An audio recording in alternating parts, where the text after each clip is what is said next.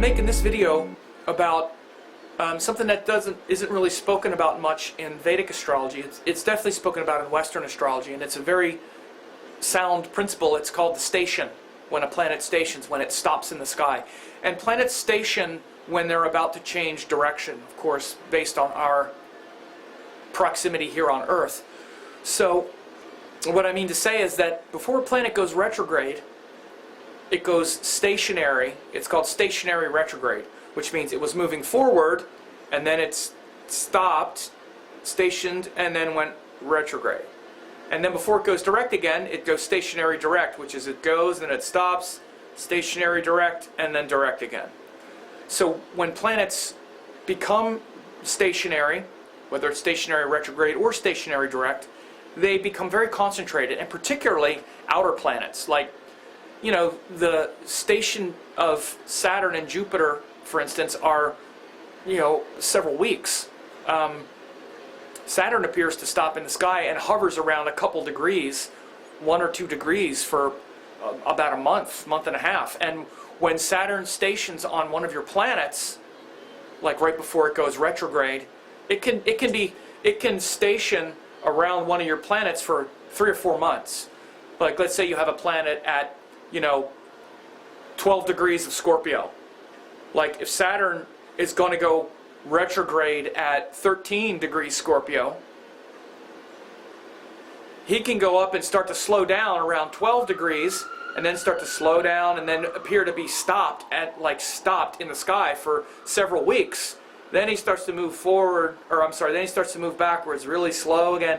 That whole process of being within like 1 degree, let's say, of a planet right at the point where he stations, Saturn can wind up hanging out at that point for months. So these stationary periods are very influential when they happen. And again, of course, when you're looking at a planet like Saturn or Jupiter, they're only going to go stationary direct or retrograde over your planets maybe once in your lifetime, if it happens, probably exactly on that degree, like once in your whole life. Will it be like within that 1 degree or so? Saturn only comes around every 30 years. Jupiter might do it a couple times, but they don't ever go retrograde at the exact same degrees, retrograde or turn direct. So something to really pay attention to right before a planet goes retrograde or right before it turns direct again, it stations. And so what happens, and it depends on if it's a stationary direct or stationary retrograde, it just really concentrates that energy. Like it's like stopped, it's like stuck right there. And in ancient Western astrology, they really paid a lot of attention to the station. And you can see why. The principle is really affirmed, because it appears to just like stop. It's not moving forward or backwards. It's kind of like stopped there. And even Mercury winds up stationing. As much as Mercury goes retrograde and as fast as he is, even Mercury winds up really going, really slowing down and then stationing, like stopping for a couple of days. So it's significant, especially considering how fast Mercury moves. Once he starts moving, Mercury can cover more than 2 degrees in 1 day. So when he stations, it's like he stops in one place for about a day. So that energy becomes really concentrated at that time. And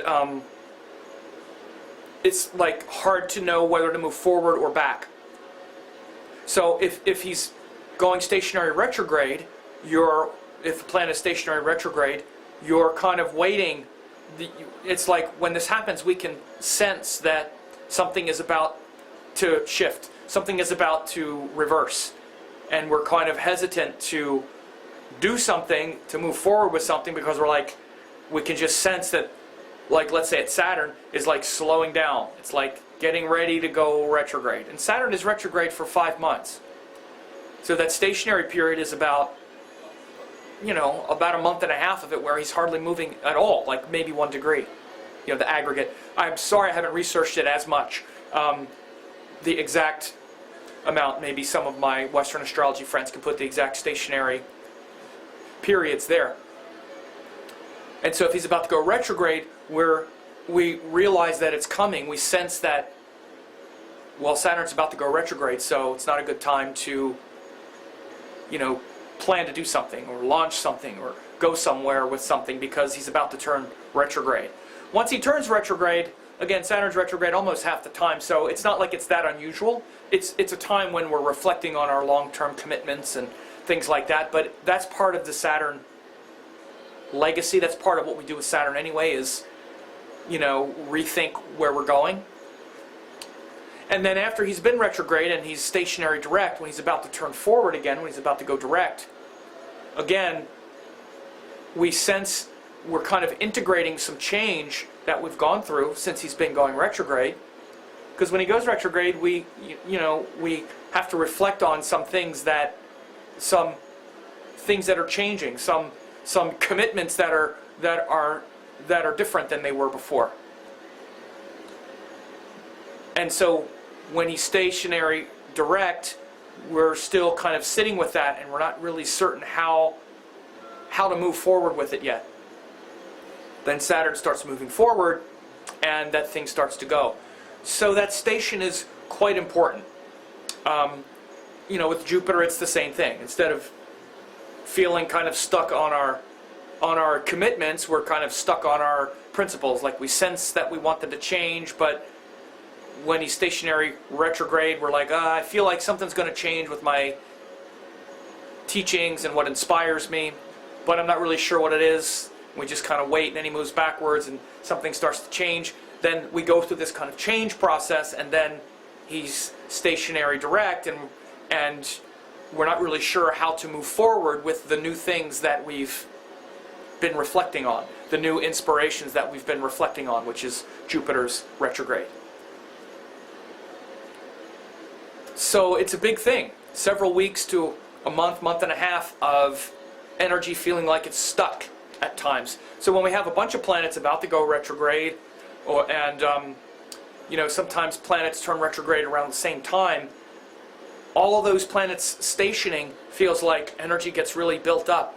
And it can be frustrating, of course, when things stop. It can build frustration because life is about changing and moving. And even if we have to reverse something, at least that process is a movement. It's a backward movement, but it's only backward relative to what came before, but it's still a movement, right? When it's stuck, though, we can tend to feel stuck in it. So notice those things when planets change direction, and even like a month out, like a month or so out from when a planet goes retrograde, notice that station and notice that energy kind of building up, not yet moving in the new direction, but sensing something is about to change. And that principle is a very sound principle, even though it's not discussed in Vedic astrology. It definitely is an important thing to look at.